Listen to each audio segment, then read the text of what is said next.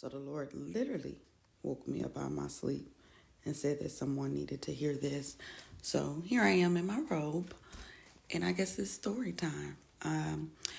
So I want to tell you about when God called for me and my husband to stop smoking weed. So I am someone who, in the past, all of my life, have struggled with anxiety and depression.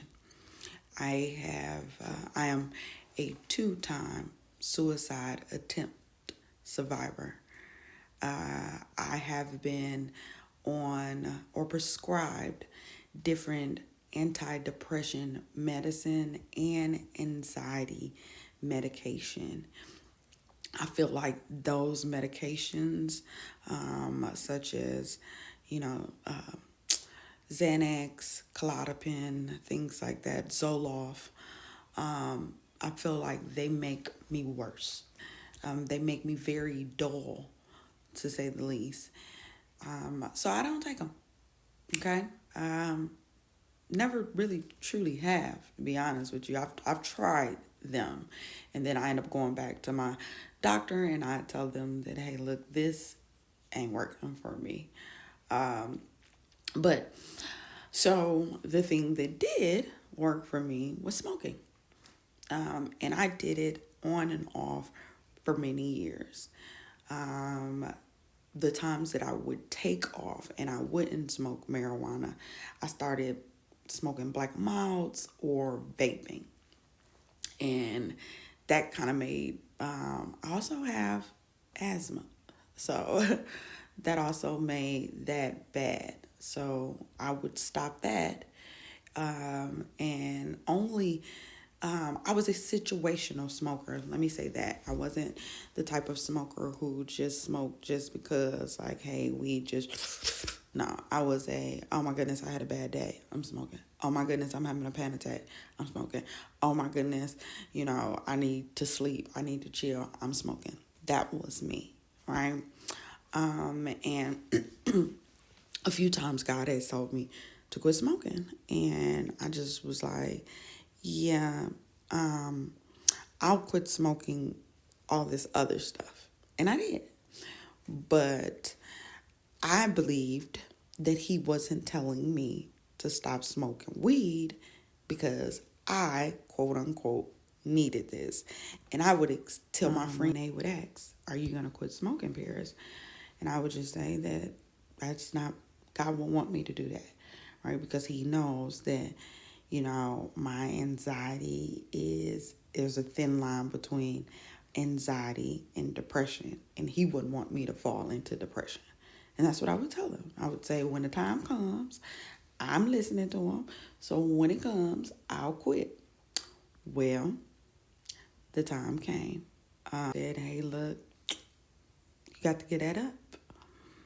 And I had tried stop smoking several times before, and in the past, when I attempted, or I even went on a fast of some sort, I would have like major panic attacks. I would have major stress, pain, and anxiety. But this last time, it wasn't as bad. It wasn't as bad. And the Lord began to reveal things to me about it. He said, it doesn't matter if you're getting it from a dispensary or not. These medications, these marijuanas will start having things in them that are not, this is not just your old pure marijuana just because it came from the dispensary. It is not. And I started to see that. Then it comes out that fentanyl is being put in marijuana. People are, falling out. And it's like, man, we've never seen this before with marijuana. And I just thank God, because warning comes before destruction. Yes, I still wrestle from time to time with anxiety. But I get through. It's not like it used to be.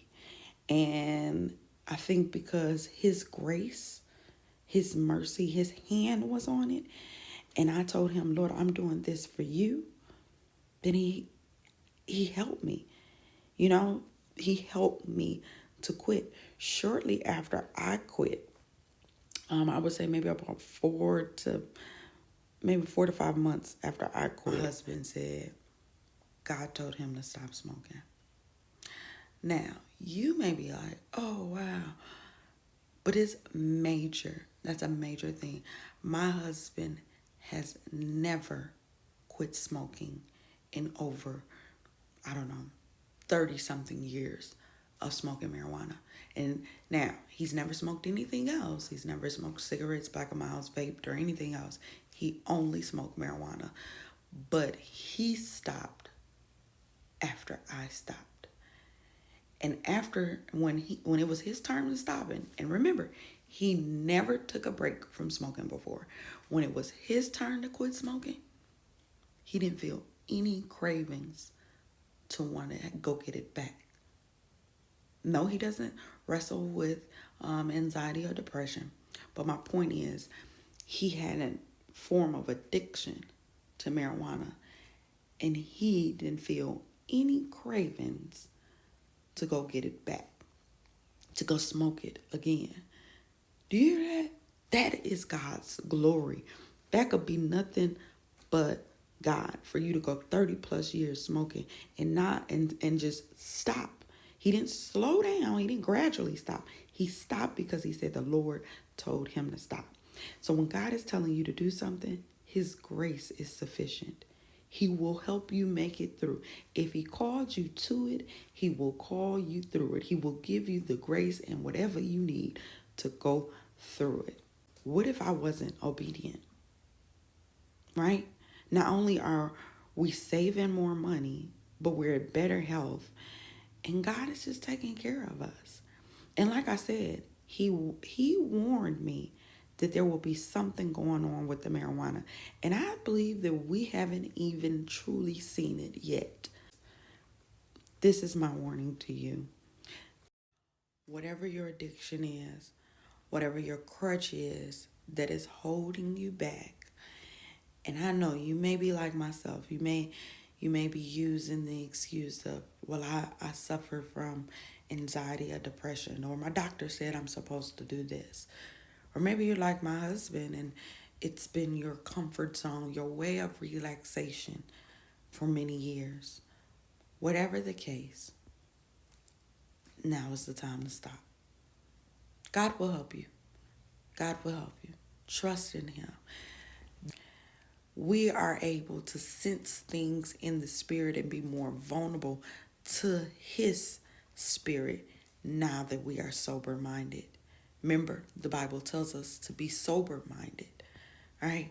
And now I can get even closer to God. Some people say, hey, I'm high, now I'm high up. No, you're not. No, you're not.